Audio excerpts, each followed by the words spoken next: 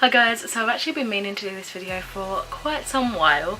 Obviously it is my Rook piercing experience. It's tucked quite tightly, neatly in, so it is difficult to show, but I'll try and get up and close and show you at some point.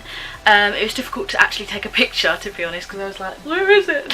Anyway, so I won a giveaway worth £40 for my local piercing tattoo shop, and I decided to get my Rook piercing, which I did on the 7th of May, so quite a while back now. Because of the price, it didn't entirely add up to the £40 limit. I was able to get a pretty sort of head jewellery, like main part of the ball, and I ended up getting, so I've got all my notes down, it's been a while, I have to keep looking at it.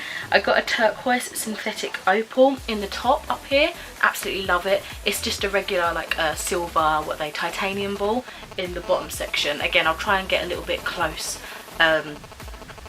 in a moment for you. When I first went in and I was like inquiring about it, I wasn't inquiring about it. I'd spoken to the girl that was going to do it for me back and forth on Instagram and that, and we was deciding sort of what would be best for me in terms of a few, because I had a few different ones that I wanted. I knew I wanted my ear pierced on some place, but I wasn't sure which one I was wanting more, and so we decided on the Rook. And at first I was a little bit sceptical because it just looks like such a tiny tight space for something like that to fit, and I couldn't comprehend how it would get there. As silly as that sounds. But anyway, I did take before and after pictures. I hope I can find them just to see the difference. I feel like they're on my computer somewhere. They're most likely on Instagram if for some reason I can't find them or I've deleted them or something, but I'll try to scour on my computer and see if I can find it somewhere. Pain wise, it's apparently one of the most painful piercings, like it's up there, but I think I hyped myself a bit too much for the pain. For example, like I was watching videos of the procedure, if you want to call it that, which I never typically do because I feel like that puts me off, it scares me if anything. And honestly, it wasn't as bad as I was expecting it to be. The initial like stab of the needle going in was obviously sharp, but it wasn't like uncomfortable. I feel like the actual pushing of it going through the cartilage was obviously the most painful out of the two sort of sources of pain, if that makes sense. That's the bit that hurt the most for me, I would say. And I'd say the after ache of the experience was kind of like unsettling for me as well. It was like a dull throb, which I mean I could probably get rid of with, you know, a paracetamol or something. Again, something I don't usually do, and I don't think I've ever actually thought about taking tablets for piercing pain before, to be honest. But I guess I had that thought because where it's right, you know, next to my head, is attached to my head, I didn't want it to trigger like a migraine or anything. I wasn't too sure how that was going to be. Luckily, I will say that annoying pain really did decrease the following day, and my ear stopped feeling hot because that also came with it as well. It was like a centered like hot pain. I'm saying my words very strangely. Another odd thing I noticed, I thought I'd just give you all my experience because I'm an odd individual, my body reacts weirdly to things, but I did feel slightly unbalanced when I first got up and took my first couple of steps. I don't know if that was like a placebo effect, me thinking, oh, it's in my ear, that's like helping with balance. Now I'm unbalanced because there's an extra weight there. Do you know what I mean? Like sometimes my mind, it does silly things, I don't know. And perhaps it was just so hot from the rush of blood going in that direction because it was like, oh no, we're being invaded by something, go fix it quick. So that sudden rush just made me like, whoa, do you know what I mean?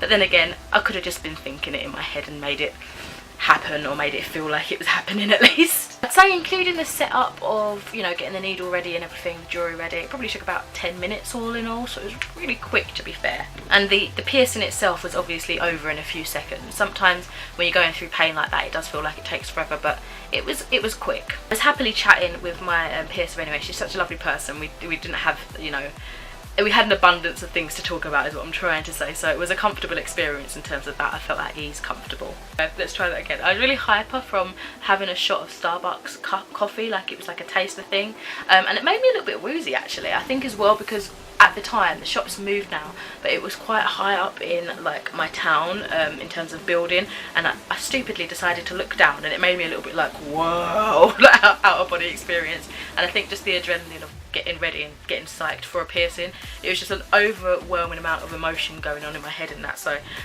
I'm just letting you know all my little weird isms that I seem to have. I mean, I'm just generally a nervous person. I have a nervous disposition, so it wasn't necessarily directly linked to me getting the piercing, but all these little factors combined, and I'm very peculiar, as I will continuously say, I'm sure. I felt like my throat had like a weird mild pain not too long after I got the Rook piercing, but they are all connected, aren't they? Like your throat, your ears, your eyes, nose, mouth. Are they not all? They are, aren't they? So perhaps I was like backlashing something else. I was like, oh, that's happened.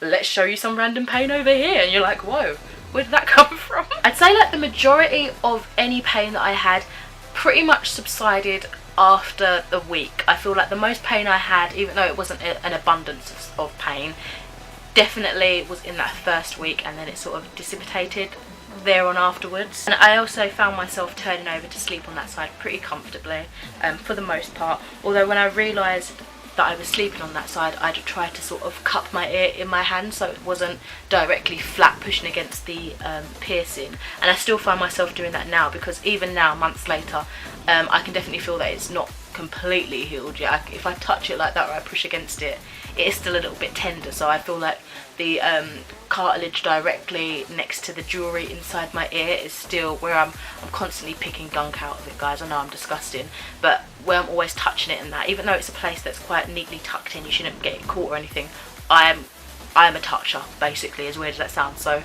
I'm constantly irritating it, and so to avoid, you know, irritating it further when I sleep, I do subconsciously, I think, cup it still. But yeah, initially I was doing that just to avoid any mishaps whilst healing. Still kind of carrying on to this day. I find it comfortable, so I guess I'll just let my body continue to do that. I don't know. I will say, in terms of further along the line, I did find myself like getting squidgy. It's not like a keloid, because it's like, it's squidgy and then it goes hard and then it like can pick off and then it disappears and then maybe it will come back again. I don't really know. I feel like it is because it's being pinched between the jewellery right in the corner and like obviously the cartilage at the top there, so I am finding I'm getting that, and I think that is caused by me just playing with it and maybe sleeping on it too soon, because to be fair, I did start sleeping on that side pretty quickly, but I don't know, and that's probably my own fault.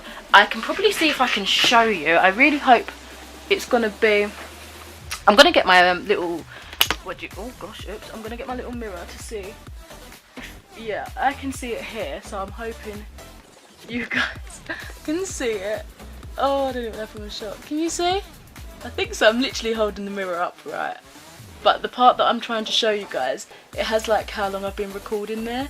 Can you see that? It's really, really pretty, to be fair. I'm just praying you can. Right, anyway, it's a stunning piercing. I doubt you'd be able to see, sorry, let me sit back up here, this is a bit weird. I doubt you'd be able to see the little keloid that I'm talking about, but it's literally tucked right in against this side here, and obviously I'm finding that a bit uncomfortable, but again, I think it is because of what I am doing. It's not the piercing itself or anything like that. I think it is just me constantly touching it. That's my own fault. I need to calm down on that, to be honest. So yeah, in terms of cleaning, I was told to just clean it under the shower with some saline solution. Actually, she kindly gave me this one. It was the Blue Wave medical grade saline spray rinse, and it's the first time I actually used this kind before, so that was really nice of her. I feel like I want to get another one just so I can continually clean it now, especially now that I've got that weird little bump that comes up. I just want to get rid of it.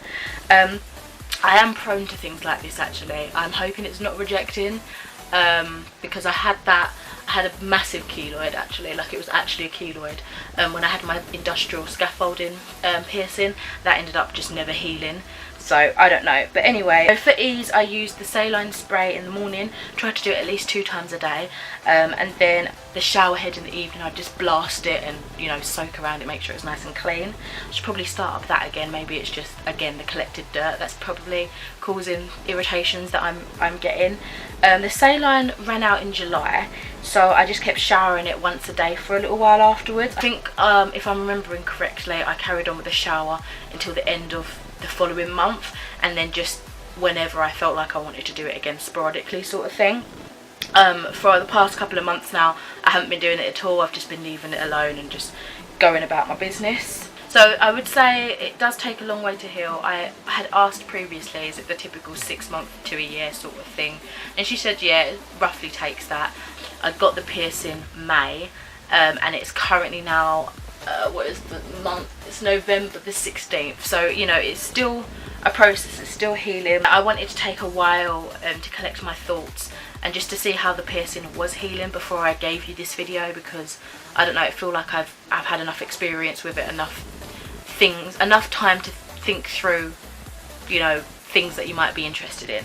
I think I had asked, was it for this piercing or was it for my septum? I think I still asked after a while, can I go ahead and clean it like I do with the rest of my piercings with witch hazel, like just witch hazel straight up or diluted, and I'm pretty sure, yeah, she said yes, but you know, let it heal on its own a bit first. So I haven't actually had witch hazel for a couple of months now. I ran out and I just kept forgetting to pick it up. I got this yesterday and I have not yet used it on this. I haven't used it on any of my piercings for a while because I had run out. So what I'm going to do is the next clean that I do of everything, I'm just going to get a bit on a Q-tip, get it with some water so it dilutes it as well, and then just clean around it gently. I'll try to make sure the one for the Rook that I use to clean it is more heavy with water rather than this. I'll probably dip it like that just so it's not a shock to the system, but I feel like I almost need something like this just to get rid of anything that's trying to get in, you know. So yeah, that is my experience for the Rook piercing. I just felt like it was only right to come along here and do another video like that, even though I haven't been getting a lot of piercings or anything like that of late. Sorry, I feel like I've done like a review experience video for every piercing I've had, so it just seemed right to just continue it on. This might seem a bit random for some of my newer subscribers and people that watch my videos, but hello, I like to get pierced and tattooed every so often. This is only my one tattoo, but I'm sort of in the process of designing something and I feel like I want to get it like in 2019 2020 sort of time. Anyway, hi. And if you just randomly come to this channel just because of the title, then I hope you stick around. I don't do these sort of videos often, but perhaps you'll find something that you enjoy and you want to stay for. But yeah, that's my video on my Rook piercing experience. Let me know if you have a Rook piercing and how it's healed for you. I think I tend to be a slow healer. The easiest piercing I've had to heal has been my septum. That healed beautifully and quite quickly as well, but everything else I always have a little bit of, not hiccups, but it is a slower road for me typically. I think it might just be my body. But yeah, I keep rambling, but I'm gonna let you go now. I'll speak to you in another video soon. Bye.